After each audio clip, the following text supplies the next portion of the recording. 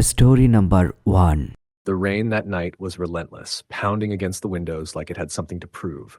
I hadn't planned on being out so late, but sometimes life has other ideas, and the hours just slip away without warning. By the time I left the small cafe where I had been working, it was already well past midnight, and the streets were practically deserted. The storm had come in fast, thick, heavy clouds that swallowed the moon, and the lightning seemed to split the night open every few seconds, leaving trails of white light in the darkened sky. I didn't mind the rain too much. There was something soothing about it, despite the chaos it caused. But the storm had a different feeling that night. It felt oppressive, like something was waiting for me. I lived in a small, older apartment in the heart of the city, tucked away in a quiet neighborhood that had seen better days. The kind of neighborhood where the buildings were starting to crumble, but they hadn't quite given up yet. My apartment was on the second floor of an old brick building, and while it had charm, it also had its quirks.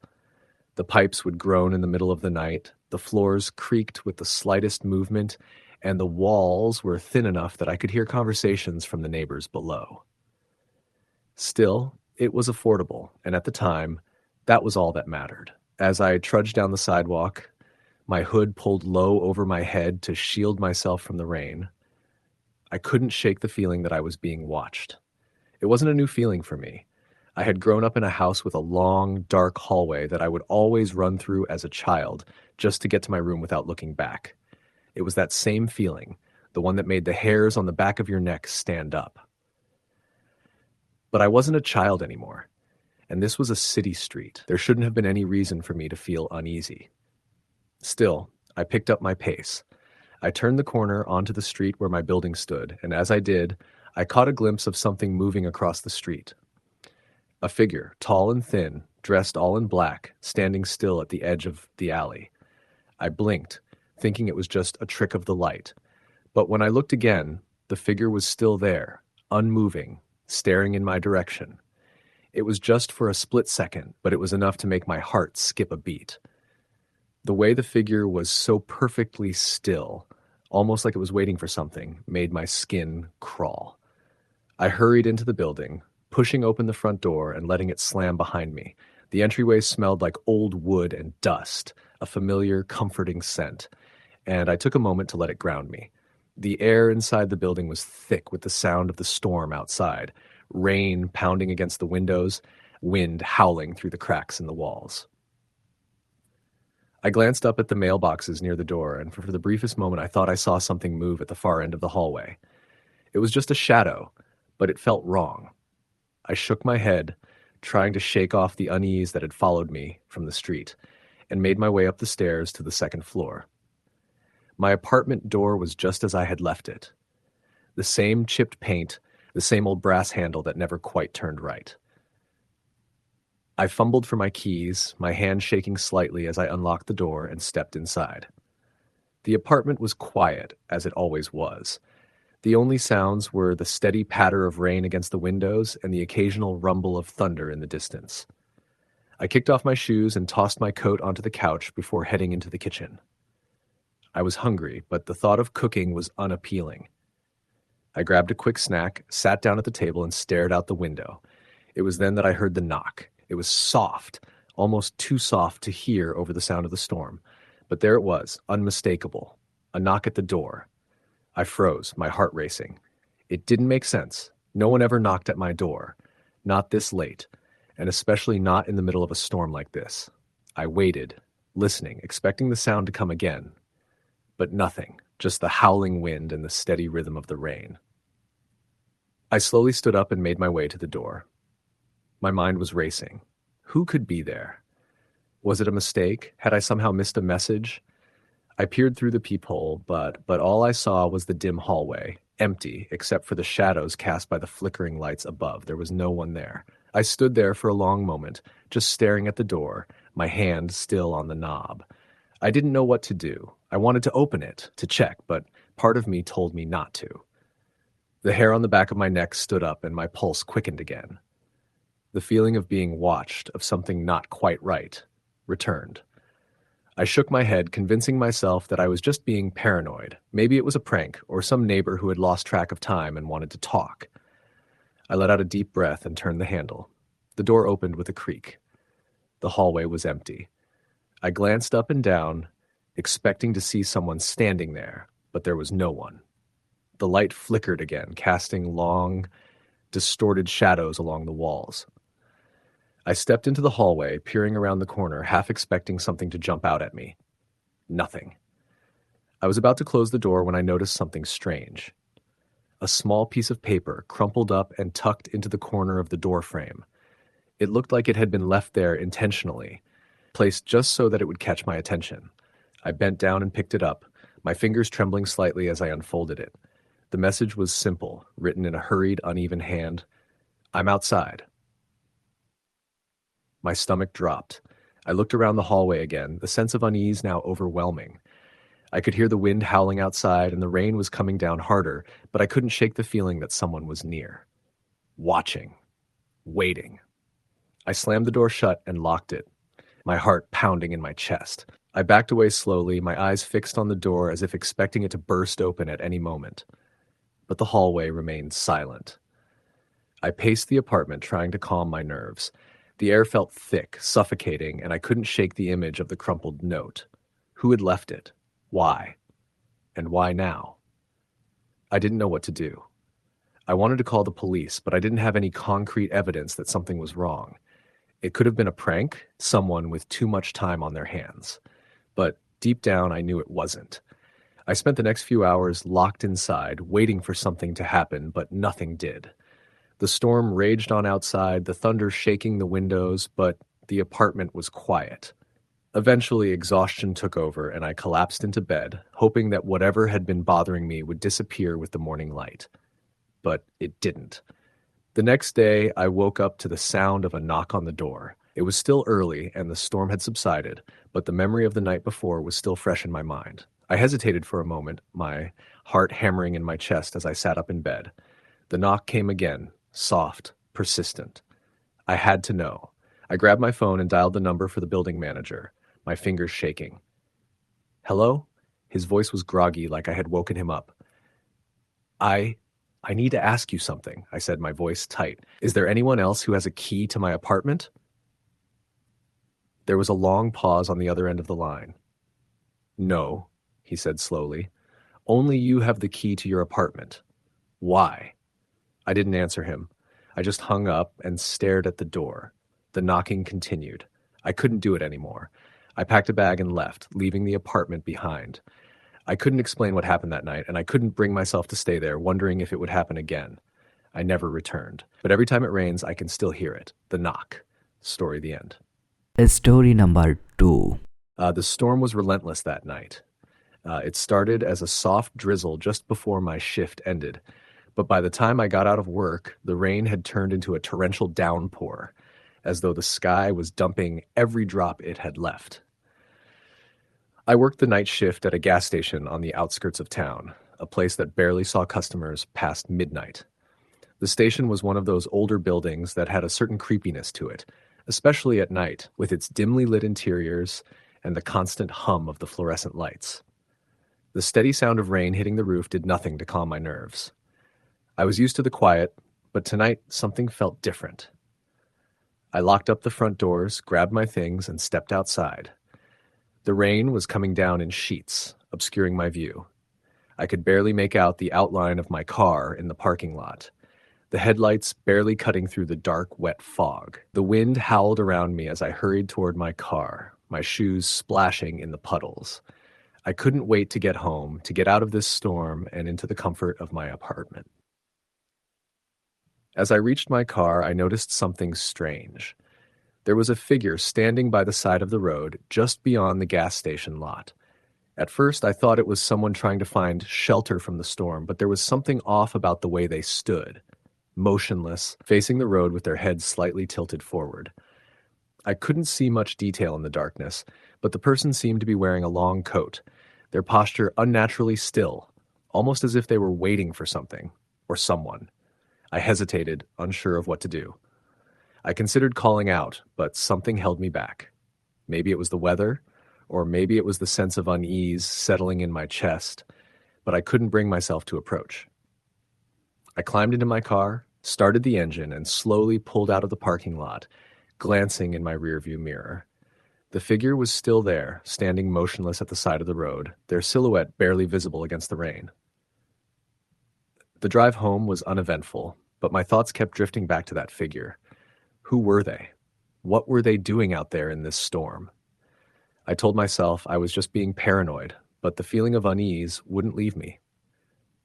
By the time I turned onto the familiar stretch of road leading to my apartment complex, the feeling had grown stronger, like something was watching me, something I couldn't quite explain.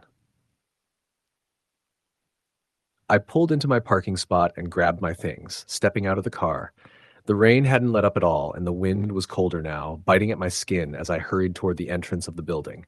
I fumbled with my keys, my mind still replaying the image of the figure. I told myself I was being ridiculous, but I couldn't shake the feeling that something was wrong. When I reached my apartment door, I immediately noticed something strange. The door was slightly ajar. At first, I thought I must have forgotten to close it when I left this morning, but I was sure I had locked it before I left for work. I pushed the door open slowly, stepping into the dimly lit hallway. The apartment was quiet, too quiet. I called out, but there was no answer.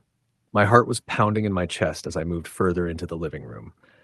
Everything seemed normal at first glance. The couch was still where I left it, the coffee table in place, the lights off like I had left them. But as I stepped farther in, I noticed something off. The window was open, the rain pouring inside, soaking the carpet. My heart skipped a beat. I didn't remember leaving the window open, and I certainly wouldn't have done so with a storm raging outside. I closed the window, trying to calm my racing thoughts. Maybe I had just forgotten. Maybe the storm had blown it open. But there was something else, something I couldn't explain. I couldn't shake the feeling that someone had been here, that something wasn't right. I locked the window, but as I turned around, my eyes fell on the door to the bedroom.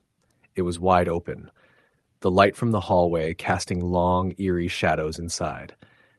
My stomach churned, and I felt a wave of nausea hit me. I had definitely closed that door before I left. I always did. But now it was open, and that feeling of being watched crept over me again. With a shaky breath, I walked toward the bedroom, my footsteps echoing in the silence.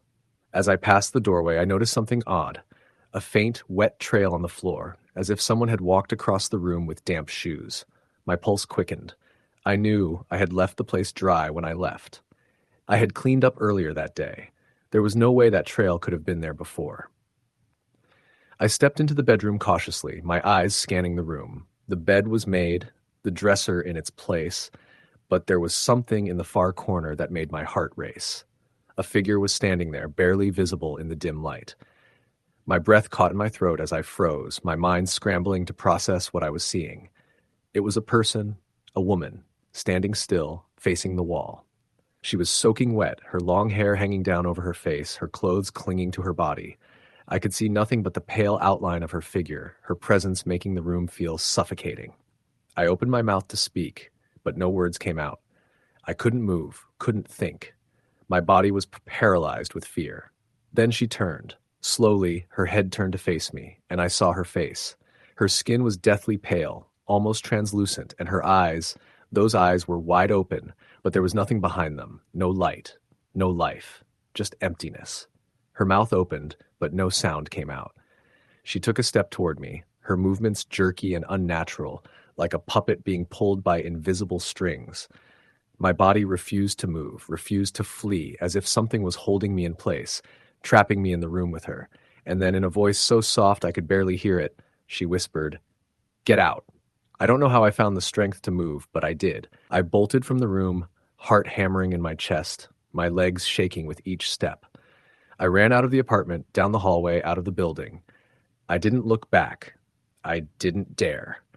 I just kept running, the sound of my own breath deafening in my ears, the storm howling around me. I reached my car, my hands shaking as I fumbled with the keys. I didn't know what was happening, didn't know if I was losing my mind, or if something truly horrible had just happened. But I knew one thing for sure. I wasn't staying in that apartment another second. I sped off into the night, the rain blurring my vision, the figure's empty eyes haunting me even as I drove. I couldn't explain it. I didn't want to. All I knew was that whatever it was, whatever had been in that apartment with me, it wasn't human. It wasn't of this world. The storm followed me, the rain never letting up as I drove into the night, unable to shake the feeling that I wasn't alone. That something was with me watching me. Story the end. Story number 3. It had been raining nonstop for hours, the storm a relentless hammering of water against the windows, punctuated by the occasional crack of thunder. Maya sat by the window, watching the rain blur the world outside. Her small apartment was eerily quiet aside from the storm and the occasional creak of the old building settling. She had lived here for years, but tonight it felt different. There was an unfamiliar heaviness in the air, as though the storm was trying to get inside. She had just returned from a late shift at the hospital. She worked in the ER, and it had been a long night. Most of the day had been spent treating minor injuries, sprained ankles, broken bones, the occasional heart attack. But the storm had brought in a few more serious cases. The wind had swept through the city, knocking trees down, causing accidents. And now, as she sat there, her tired body aching from hours of work, Maya couldn't shake the feeling that something was wrong.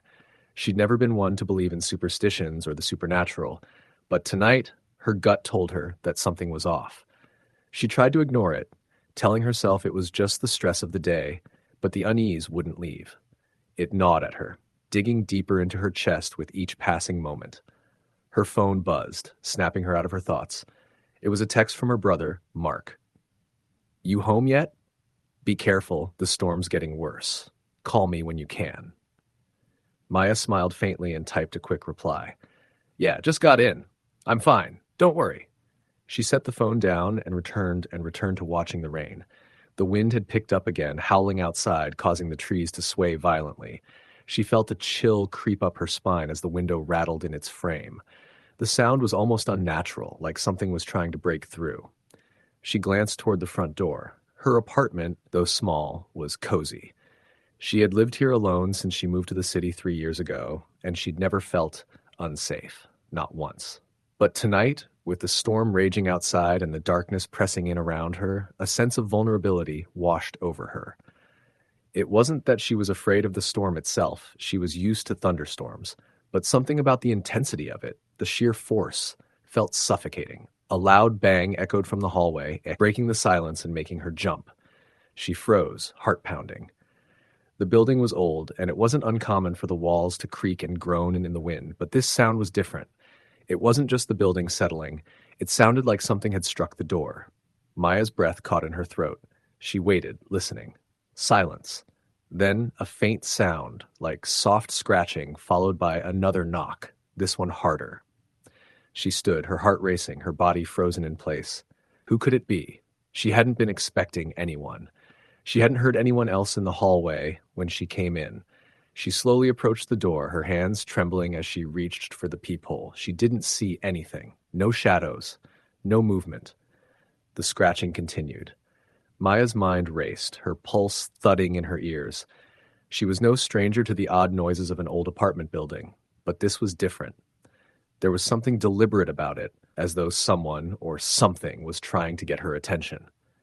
Her thoughts spiraled. Maybe it was just another resident. Maybe someone was in trouble. But there was something in the back of her mind that told her to stay away from the door. The scratching turned into a soft thumping, almost rhythmic, as if someone was tapping on the door with their fingers. "Hello?" she called, her voice shaking. "Who's there?" Nothing. Just the sound of the storm and the rhythmic tapping. She held her breath, waiting for a response, but there was none. Her fingers hovered over the door handle, her skin cold to the touch. Finally, she gathered the courage to turn the handle and open the door a crack. The hallway outside was dark, the only light coming from a flickering bulb at the far end of the hall. She stepped into the doorway, squinting into the darkness. No one was there. But then, she noticed something. A shadow at the end of the hallway, standing just before the stairwell. It was too tall to be a person, and yet it didn't move. It just stood there, unmoving, as if waiting for her to acknowledge it. Her breath hitched. She couldn't make out any details, but the silhouette of the figure felt wrong, unnatural. She felt the blood drain from her face as she backed away from the door, closing it slowly and locking it. Her heart was racing now, pounding in her chest like it might burst out of her ribs. She hurried back to the window, her fingers fumbling with the blinds. She wanted to see if the figure was still there, but the rain was falling so heavily now that the window was fogged up. Her phone buzzed again. Maya, you okay? You're scaring me. Call me when you can. Maya's hands shook as she typed a reply. Yeah, I'm fine. Just a little shaken up. The storm's messing with my head. I'll be fine. But as she hit send, something caught her eye. A figure standing on the edge of the rain-soaked sidewalk below her apartment just beneath the streetlight. It was far enough away that she couldn't see their face, but she could make out the shape. A person standing stock still, facing the building. Her stomach churned. She grabbed her phone again, about to call Mark, but then froze. The person outside, their posture was strange, rigid, almost inhuman. The way they stood like they were waiting for something. And then, just as quickly as they had appeared, the figure was gone. Maya didn't move. She didn't breathe. For what felt like an eternity, she just stood there, staring at the empty street below. Another knock. This one louder, harder. It sounded like it came from her window. She whipped around to face the window, her chest tight. Her mind raced, heart pounding in her throat. What was happening? She pressed her hands to her mouth to stifle the scream that threatened to escape. Something was moving on the other side of the window, something standing just beyond the glass. Slowly, almost deliberately, it raised its hand to the window, its fingers long and pale, almost skeletal. The tapping came again, this time louder, more insistent. The figure pressed its hand to the glass. Maya's stomach twisted in horror as she slowly backed away from the window, her mind struggling to comprehend what she was seeing. It wasn't human. Her phone buzzed again. This time, it was a call. She grabbed it, holding it to her ear with shaking hands. Mark? She whispered. Maya, are you okay? I'm coming over. Mark's voice crackled through the phone, filled with concern. Before she could answer, there was a loud crash from inside the apartment, the sound of glass shattering. Maya screamed and dropped the phone. Her eyes darted around the room, searching for the source of the noise. The figure outside was gone now, but the broken window, shattered from the inside, was enough to paralyze her. From the hallway, she heard a soft sound, the same rhythmic scratching she had heard before. It was coming closer. She was no longer alone. The door to her apartment slowly creaked open. Maya's breath caught in her throat as she watched the figure step into the doorway, tall, thin, and unnaturally still. It didn't move toward her. It just stood there, its eyes dark and empty, staring at her with an intensity that made her blood run cold. Who are you? She whispered, her voice barely audible. The figure didn't answer. Instead, it raised its hand, a long, bony finger pointing directly at her. Suddenly, the room went cold. The air thickened, and Maya felt an overwhelming sense of dread flood her chest. The figure took another step forward, and then it spoke. I've been waiting for you. Her body froze in place, terror washing over her in waves. It took one more step, and then another. Maya turned and ran, screaming. But no matter how fast she ran, the cold breath of the figure seemed to be right behind her, just a step away. And then the door slammed shut behind her. Story the end. Story number 4. It had been a long, exhausting day. The kind of day where the minutes seemed to stretch into hours and the world outside felt heavier with each passing second. By the time I finished my shift, all I could think about was getting home, getting out of the damp, sterile hospital atmosphere, and curling up in the comfort of my own bed. It had been raining all day, a constant downpour that showed no sign of stopping. As I walked to my car, the rain soaked through my jacket, and I pulled the collar up against my neck, trying to shield myself from the relentless drizzle. The drive back to my house was normally peaceful, a long stretch of road through the woods, where the trees leaned in close, forming an eerie canopy. But tonight, the rain and the darkness made everything feel unfamiliar, like the world was pressing in on me. The wipers on my car swiped rhythmically across the windshield, but the water still pooled in front of me, pouring distorting my vision. The only sound was the low hum of the engine and the drumming of the rain. It was a strange feeling, being alone in the quiet of the storm. Normally, I enjoyed the solitude of this drive, but tonight it felt more suffocating. The kind of heavy silence that creeps into your mind, making you second guess every thought, every movement. When I turned onto the gravel road leading up to my house, I couldn't shake the sense that something was wrong. I had lived in this house for years, but tonight, even the familiar sight of the front porch light flickering in the distance didn't comfort me.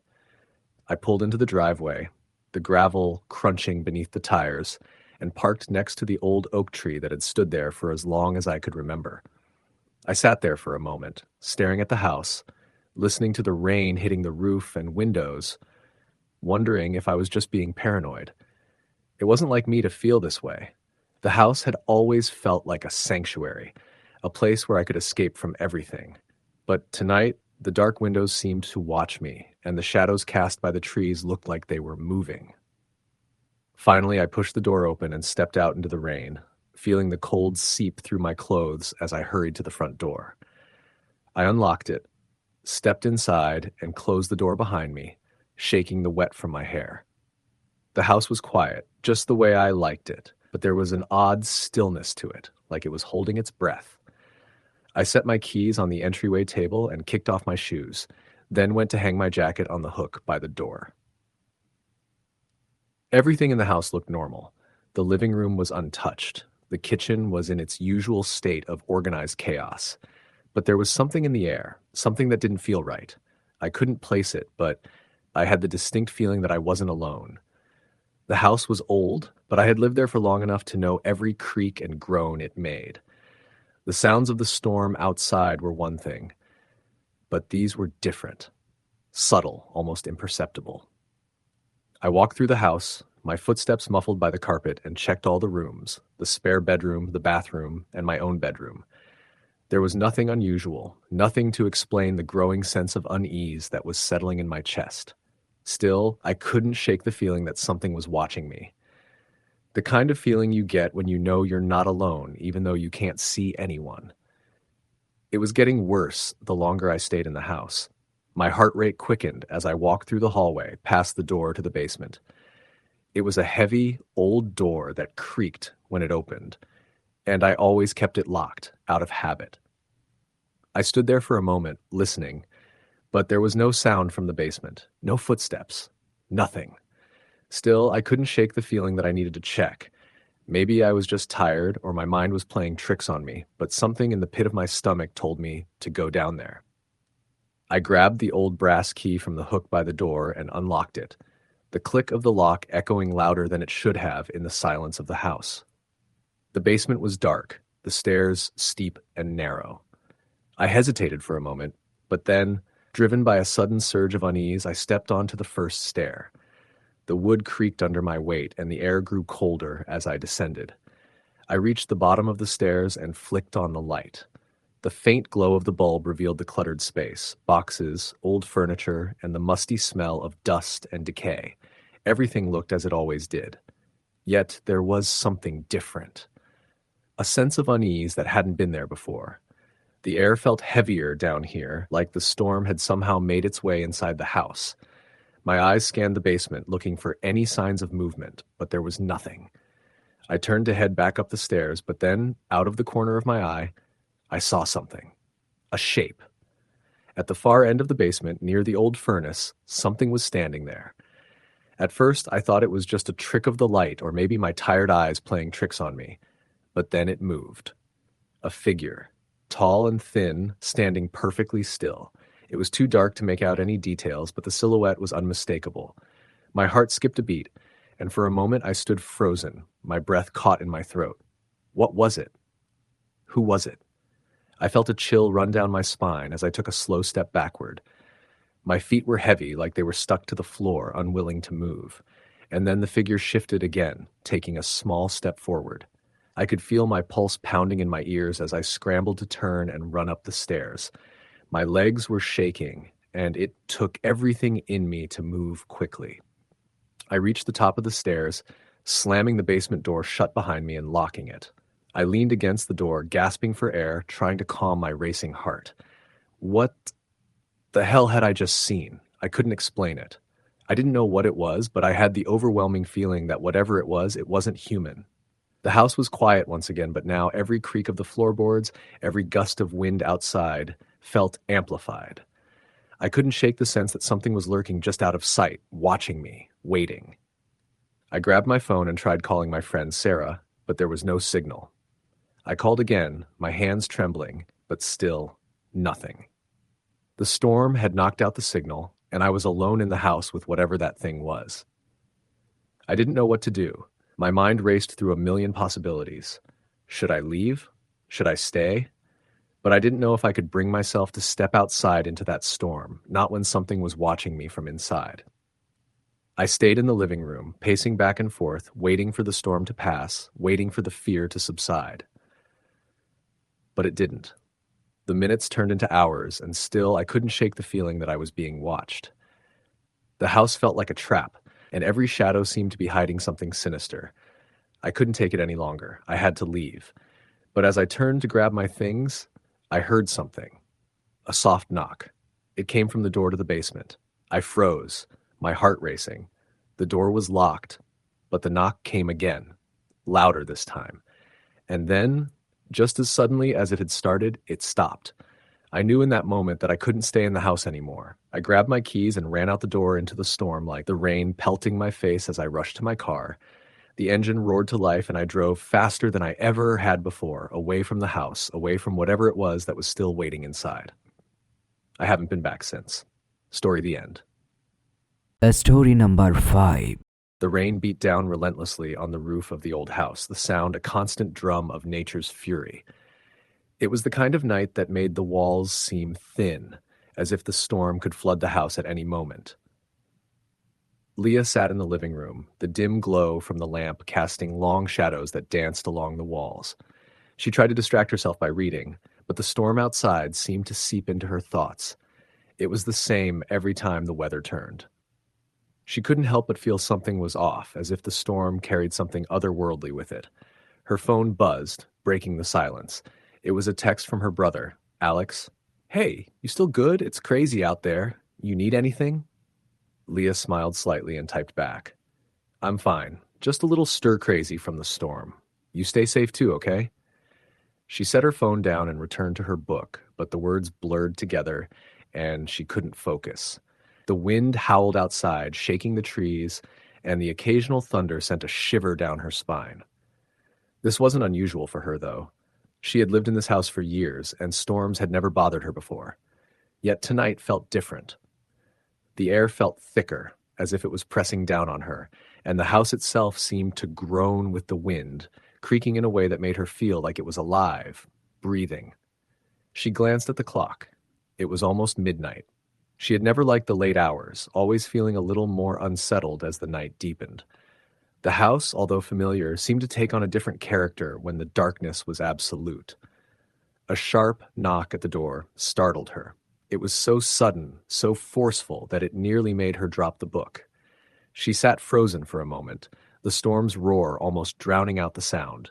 The knock came again, louder this time, followed by an eerie silence.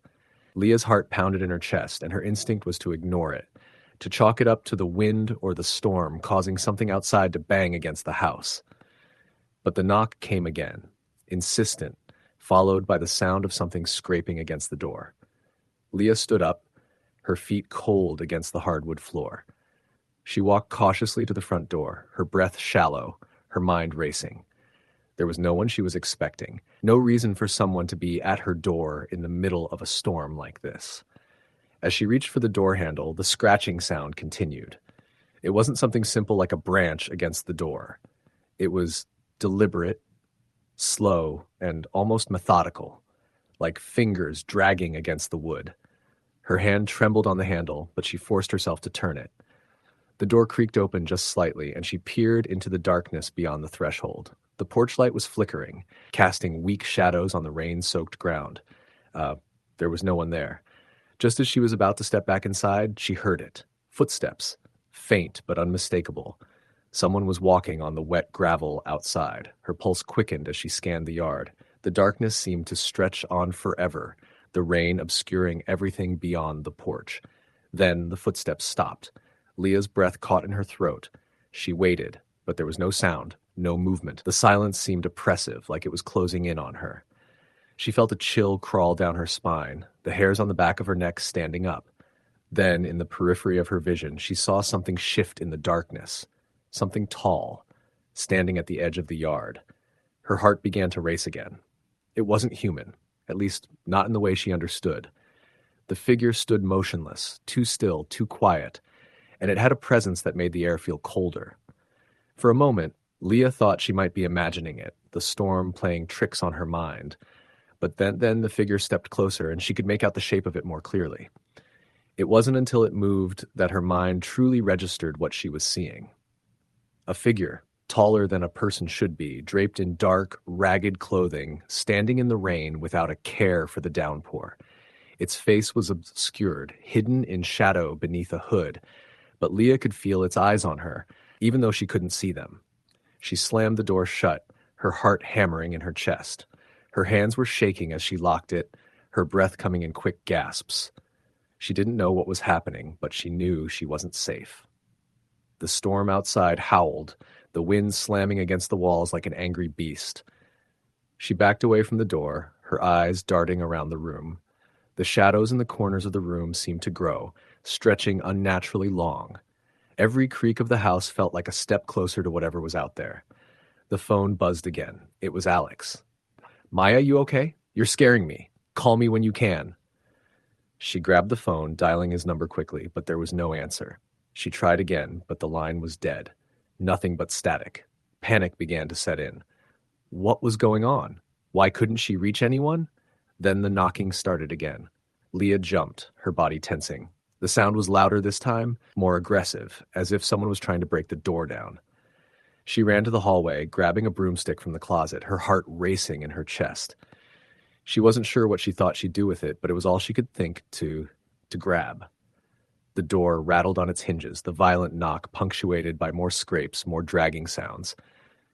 Whoever or whatever was outside wasn't going to leave until it got in.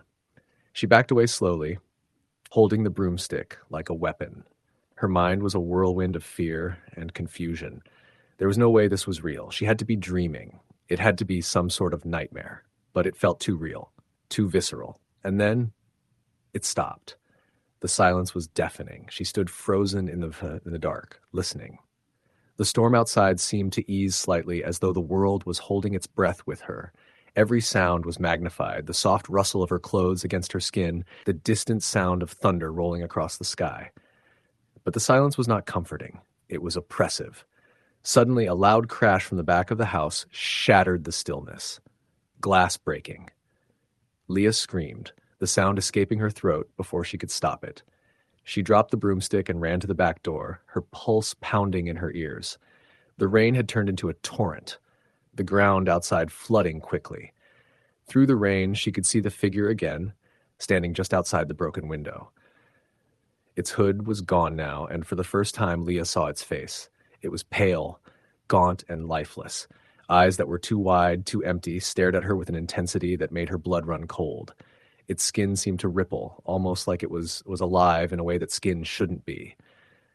Leah froze, her body frozen in place by fear. It moved closer, its long, skeletal fingers reaching toward her. She turned and bolted, her legs pumping as fast as they could carry her. But the figure was faster, always just behind her, following her every step. She ran down the hallway, but the house seemed to stretch on forever. The walls closed in around her, suffocating her as she struggled to breathe. She reached the door, but as she grabbed the handle, it wouldn't turn. The lock was stuck. Panic surged through her. She looked around for something, anything to break the lock, but the room was empty. The storm's roar was deafening now, the walls shaking with each gust of wind. And then, from behind her, the voice came. "You can't run, Leah. You can't hide." The whisper echoed through her mind, and she spun around, but the figure was right there. It was standing at the doorway, blocking her escape. And then it moved in, faster than she could react. Before she could scream, its cold, dead hand was on her arm, dragging her into the darkness. The world around her faded, and the last thing she heard was the sound of the storm outside, growing louder and louder until everything else drowned beneath it. Story the end. Story number 6. The storm was relentless that night, battering the windows with rain so thick it looked like sheets of silver. The wind howled through the trees outside my apartment, twisting branches into eerie shapes. The occasional flash of lightning illuminated the dark sky, and the rumble of thunder was so deep it seemed to shake the very foundation of the building. It was the kind of night where the world outside felt as if it had been swallowed up by the storm. Quiet, dark, and unsettling. I had just finished a long day at work and wasn't in the mood for anything complicated. A quiet night was all I wanted, just some peace and quiet. I lived alone, and the solitude of my small one-bedroom apartment was often a relief. The hum of the refrigerator, the soft sound of the rain hitting the roof, and the flicker of the dim lights above me created a cocoon of calm. But tonight, that calm felt wrong. It was almost midnight when I sat down on the couch, the faint sound of the rain accompanying the soft glow of my desk lamp. I had just opened my laptop to finish some paperwork when I heard it. A soft tap, tap, tap against the window. I paused, my fingers hovering above the keyboard. The wind had been gusting earlier, so at first I thought it might have been a branch brushing against the glass. But the taps came again. Tap, tap, tap. Steady, persistent. Not the erratic motion of a tree branch, but something different, something deliberate. I stood up and walked cautiously over to the window, my heart starting to race. The curtain was slightly pulled back, and through the small gap I peered out into the downpour. The streetlights outside cast long shadows, their orange glow barely cutting through the rain. The world was blurry, obscured by the curtain of water, but there was nothing there. No one standing outside, no cars, just the rain pounding against the pavement. I stood there for a moment feeling ridiculous. The wind was strong enough to move objects around outside, so maybe it was just some debris. Maybe the rain had created some odd acoustics. I turned away from the window, shaking my head at myself, but then I heard it again. The tapping. Closer this time, as if it was right behind me. A soft knock on the door. I froze. It wasn't the first time someone had knocked late at night. People in the building often had their own schedules, and there was always someone coming or going.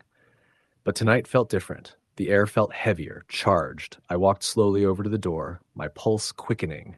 I peered through the peephole. There was no one there. I stood there for a moment, confused. It had sounded so clear, so close. But when I opened the door to look down the hall, it was empty. I listened closely, but the only sound was the soft hum of the building's aging pipes and the storm outside. I shook my head again, trying to dismiss the nagging feeling in the pit of my stomach. It was just the storm playing tricks on me. I closed the door and locked it, then went back to the couch, trying to ignore the unease that was creeping up on me. As I sat back down, the silence returned, but it wasn't comforting anymore. It was thick, suffocating. I kept hearing things, whispers, faint scratching sounds. Each time I tried to focus, the noises would stop, only to resume once I relaxed again. It was as though something was trying to get my attention, but I couldn't pinpoint what it was.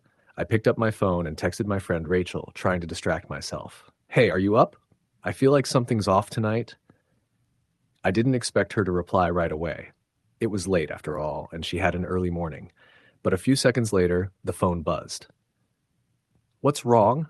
she replied, her message coming through almost immediately. "Is everything okay?" I sighed, staring at her response. Was I being irrational? I didn't know why I was so on edge.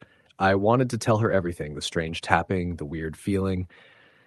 But I didn't want to sound paranoid, not when I couldn't explain what was happening. "I don't know. Just feel weird," I typed back. "I keep hearing things, knocking sounds, scratching. I don't know." Rachel's reply came faster than I expected. "That's creepy. Are you sure it's not just the storm? Maybe the wind's messing with you." I was about to respond when I heard it again. The tap, tap, tap. This time it was louder, more insistent, coming from the direction of the door. My breath caught in my throat, and I stood up before I even realized what I was doing. My body moved on its own, heart pounding in my chest. The knocking was coming from inside my apartment. Not the door, but the wall. Scratching, tapping, as if someone was trying to get through. I felt my legs go weak as I turned toward the sound. The walls were old in this building, and sometimes they creaked. Sometimes the pipes would groan. But this was different. The This was a pattern, a deliberate rhythm that was unmistakable. Tap, tap, tap. I glanced around, scanning the dimly lit room. The only sound now was my heartbeat and the steady patter of the rain outside. I wasn't sure what to do. My mind raced with possibilities. Could it be rats in the walls? Maybe something had gotten stuck inside, scratching to get out? But that didn't explain the oddness of it, the precision, the purposefulness of it. I looked toward the kitchen. The sound seemed to be coming from the corner near the sink, just below the windowsill. I didn't want to check, but I couldn't stop myself. I grabbed a flashlight from the drawer and moved slowly toward the noise. The moment I stepped into the kitchen, the tapping stopped. I froze. The room was quiet again, except for the storm outside. But the silence felt wrong, like the storm was closing in around me, pressing in from all sides. I shined the flashlight around the room, looking for any sign of movement. The kitchen was small, with old wooden cabinets and worn counters, nothing out of place. But then I saw it, a shadow. It was faint at first, like a distortion in the air. But as I stared at it, the shadow shifted, moving toward the edge of the counter, as if someone or something was standing there, just out of the light. I stepped back, my breath catching in my throat. I had to be imagining things. But the more I looked, the more real it became. The shadow was real, but there was no source for it, nothing that could explain the movement. It was just there, waiting. Suddenly, the kitchen light flickered and went out. Everything went pitch black. I fumbled with the flashlight, trying to turn it back on, but it didn't work. I pressed the button repeatedly, but nothing happened. I was standing in the dark, unable to see anything. The silence was deafening now, the sound of my own breathing the only thing I could hear. Then came the whisper. It was so soft at first, barely audible, but it was there, a low, rasping voice right behind me. Help me. I spun around, but there was nothing there. No one. Just the empty kitchen, the stillness, the dark. The voice came again. Help me. I couldn't breathe. My legs felt like they were made of stone, unable to move. The voice was so close now, like it was coming from within me. I could feel the weight of it pressing against my chest, making it hard to take a breath. I stumbled backward, my heart racing in my chest. I had to get out of there. I had to leave, to run. But as I turned toward the door, the flashlight flickered back to life, casting a pale beam of light on the far corner of the room. And there, standing in the shadow, was a figure, a woman, pale, gaunt, with dark hair hanging in front of her face. Her eyes were wide open, unblinking, staring straight at me with a vacant, hollow expression. She didn't move, but her mouth was open, as though she were trying to speak. I screamed. I didn't know how, but I turned and bolted for the front door. I didn't even think. I just ran, tearing through the living room, into the hallway, and out into the stairwell. The storm was still raging outside, but I didn't care. I needed to get away. I needed to escape.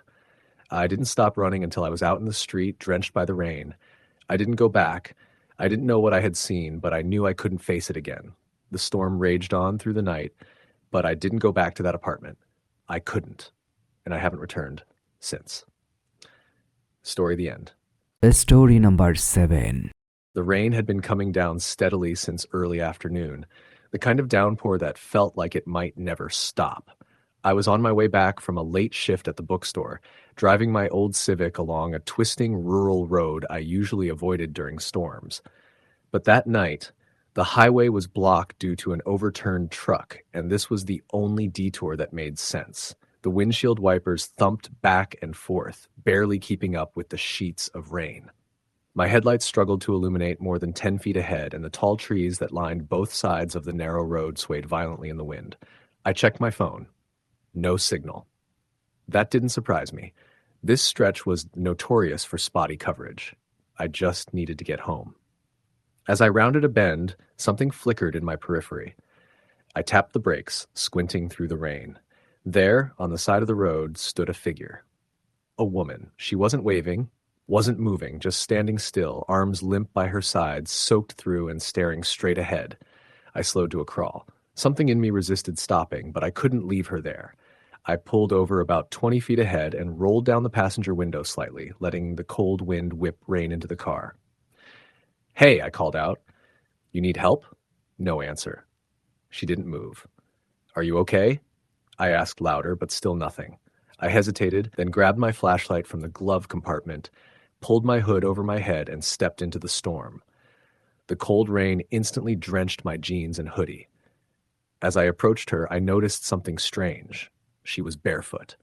Her long black hair clung to her face and shoulders, and she wore a thin white nightgown that fluttered in the wind. "Miss?"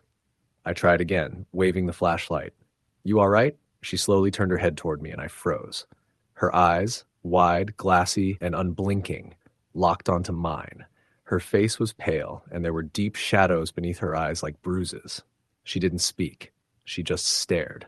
"Do you live nearby?" I asked, softer now. Still no reply. "Look, it's freezing out here. Let me give you a ride. We can call someone." I stepped closer, flashlight beam dancing across her soaked gown. That's when I noticed her feet. They were raw, covered in small cuts and streaks of mud. She'd been walking for a while. I moved to gently take her arm and guide her to the car when suddenly she was gone. I blinked, looked left, right. The flashlight trembled in my hand. She had been right there. I hadn't looked away, but she was just gone. I backed up slowly, scanning the woods, the ditches, even the tree line. Nothing. I half ran back to my car, slammed the door shut, locked it, and sat for a moment, breathing heavily. My heart thudded in my ears, drowning out even the hammering of the rain on the roof. Eventually, I started the engine again and drove off, more cautiously now, hands clenched tight on the wheel. I didn't look back. When I got home, around 11:30, I was still soaked, shaken. I peeled off my clothes and took a long, hot shower, trying to rationalize what I'd seen. Maybe it was just the weather or exhaustion. Maybe she'd run off into the woods when I wasn't looking. Maybe. Later that night, around 2 a.m., I was in bed, lights off, rain still pouring steadily outside. I couldn't sleep. I kept seeing her face every time I closed my eyes, that blank, expressionless stare. Then I heard something from the living room, a soft thump, then another, like wet feet on hardwood. I sat up, heart in my throat. My apartment was locked. I lived alone. I got up slowly, grabbed the flashlight from my nightstand, and crept out into the hallway. It was dark, and the only sound was the rain outside. I flicked the light toward the living room. The sliding glass door to the patio was open. I hadn't opened it. Rain blew in through the opening, puddling on the floor. I stepped closer, shivering. There, on the floor, were muddy footprints, barefoot, leading from the door into the apartment. I followed them with the flashlight, breath quickening. They led across the floor, past the kitchen, into the hallway, toward my bedroom. I turned slowly and saw her. She stood in the doorway, wet hair hanging limp, that same soaked nightgown clinging to her. Water dripped from her fingertips, pooling on the hardwood beneath her. Her face looked exactly as before, blank, ghostly pale, eyes too wide. I screamed and dropped the flashlight. It clattered to the floor and rolled, casting strange, spinning shadows. When I looked up again, she was gone. I turned every light in the apartment on. I searched every room, every closet, even under the bed. Nothing. The patio door was closed again. No footprints, no water. Nothing. It was like I'd imagined the whole thing, but I hadn't. I couldn't have. The next morning, I called in sick. I didn't sleep. I couldn't. I just sat on the couch, lights on, waiting for daylight. Later that afternoon, I got in my car and drove the route again. I didn't know what I was looking for, maybe confirmation that I wasn't going crazy. I found the spot on the road where I'd seen her. I pulled over, got out. Across the road was an old, rusted metal gate. Behind it, a narrow path disappeared into the woods. A weathered wooden sign hung loosely on one side, almost unreadable beneath the moss and decay. Millgate Asylum. Closed. No trespassing. Something about the name felt familiar. When I got home, I searched online. Millgate had been a psychiatric facility decommissioned in the early 70s. There was an incident. Details were vague, but apparently a patient had escaped during a storm, wandered into the woods, and was never found. Her name was Eleanor Grady. She'd been institutionalized after killing her husband and daughter in a violent psychotic break. When she escaped, she was barefoot, wearing a white nightgown. They never found her.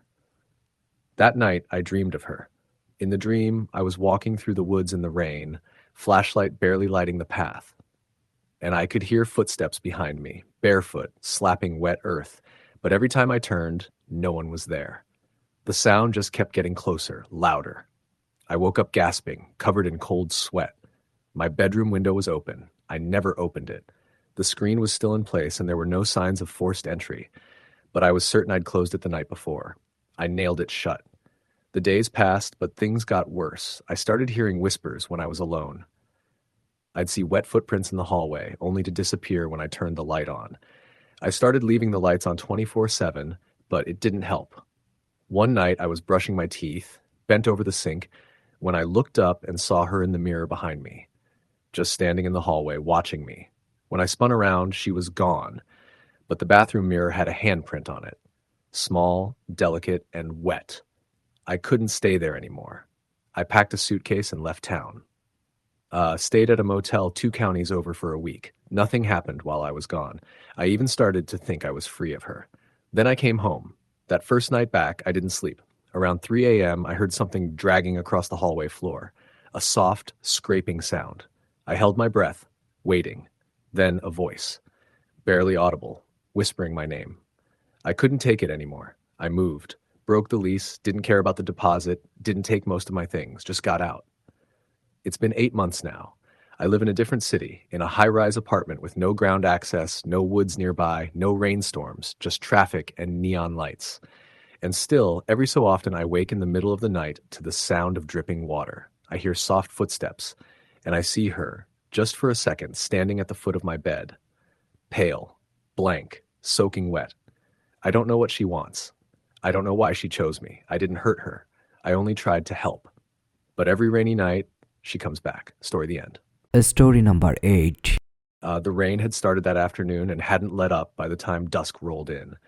Thin sheets of water glided down the windows of the old Honda Civic as Megan adjusted the windshield wipers to their fastest setting. She could barely see the road ahead, but she didn't want to stop. She hated driving at night, especially in the rain, and especially on this winding stretch of country highway in upstate New York. It was supposed to be a quick detour on her way back from a work seminar in Albany, a scenic route, according to her phone. It had been anything but. Tall trees leaned over the road like watchers, their trunks disappearing into the darkness behind the edge of the headlights. The road dipped and curved without warning, and even with the high beams on, she couldn't see more than 50 feet in front of her. Her heart rate had been steadily rising for the past hour, and there wasn't another car in sight. No signs, no gas stations, just the relentless drumming of rain and the constant pressure in her chest. Her phone buzzed with a low battery warning, 8%. There was no service. She cursed under her breath and tossed it into the passenger seat. The GPS had already cut out 20 minutes ago. She was relying on a vague memory of road signs and instinct, neither of which gave her much confidence. The road narrowed and turned sharply to the right, the tires groaning slightly as she slowed. On the other side of the curve, her headlights caught something up ahead, an old wooden sign nailed to a tree. It read, Belwick Road. That name didn't sound familiar, but there hadn't been any other turns for miles. She was too tired and too anxious to turn back. She took the turn slowly. Belwick Road was even worse. Barely paved, with large potholes and pools of water reflecting her headlights like warped mirrors. The trees seemed closer now, almost encroaching, their wet branches clinging to each other like nervous hands. Then, about 5 minutes in, she saw a dim light. At first, she thought it might be another car, but as she got closer, she saw that it was a building. A small house, maybe a cottage. There were no other houses nearby. It looked abandoned except for a faint yellow glow in the window. A single porch light flickered above a slanted set of wooden steps. The rain made it hard to see clearly, but there was something off about the house. The wood looked aged and damp, the siding discolored, the windows stained. She passed it slowly, gripping the wheel, her eyes glued to that single lit window. Just as she was about to look away, she thought she saw something, a figure, a pale face peering out through the window, staring directly at her car. She pressed on the gas. Her mind raced. It could have been nothing. Someone living there, maybe. Still, it had chilled her to the bone. Something about that face. It hadn't looked right. It hadn't looked alive. After another 10 minutes of white-knuckle driving, her car began to sputter. Her eyes widened, heart stopping for a second as the engine hiccuped. She looked at the dashboard. Gas gauge was nearly empty. No warning lights had come on until now. She swore, hitting the steering wheel. Then the engine died completely. The rain hadn't let up. It was still pouring, a constant drumming on the roof of the car. She sat there for a moment, gripping the steering wheel, her breath fogging up the inside of the windshield. Her mind played tricks on her. In the rearview mirror, she could have sworn she saw movement on the road behind her, but when she looked again, it was gone. She didn't want to get out, but she had no choice. She pulled on her hood and stepped out into the downpour, instantly soaked. The road was dark in both directions, the trees looming even larger now that she was outside. She grabbed her phone, 4% battery. Still no signal. She debated going back to that house, but the thought made her stomach twist. Then she saw it. A small wooden sign nailed to a post just off the road. Belwick Inn, 0.4 miles ahead. An inn. That meant people. A phone. Shelter. She started walking. It felt like it took an hour, though it couldn't have been more than 15 minutes.